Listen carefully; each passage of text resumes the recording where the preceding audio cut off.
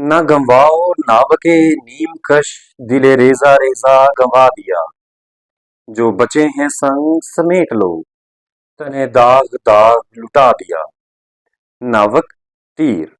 ناو کے نیم کش آدھا کھنچا ہوا تیر، سنگ پتھر۔ فیض احمد فیض ایک نظریاتی شاعر، با مقصدیت شاعری کے سرگرم رکن اور ترقی پسند تحریک کے بانیان میں سے ایک۔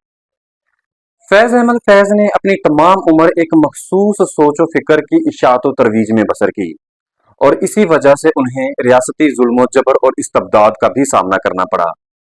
انہیں اپنوں اور غیروں کے تانوں کے نشتر بھی برداشت کرنے پڑے اور مخالفین کے پتھر بھی جھیلنے پڑے۔ زیر نظر شعر میں شاعر اسی مخالفین حلقے سے مخاطب ہے اور کہتے ہیں کہ میں نے وقتی طور پر حالات وقت کے ساتھ ظاہری طور پر تو سمجھوتا کر لیا ہے، لیکن اپنے یہ آدھے کھنچے ہوئے تیر اور ان پتھروں کو مجھ پر برسانے کی بجائے ایک ایسے شخص کے ساتھ جس کا دل موقع پر پاش پاش ہے اور دل داغ داغ ہے، ان پر ضائع کرنے کی بجائے ان لوگوں کے لیے سنبھال رکھیے جو میرے بعد میرے مشن کو جاری رکھیں گے اور اسی مخصوص سوچ و فکر کی اشاعت و ترویج میں باہر نکلیں گے، تو یہ پتھر اور تیر ان پر برسانے کے لیے کام آئیں گے۔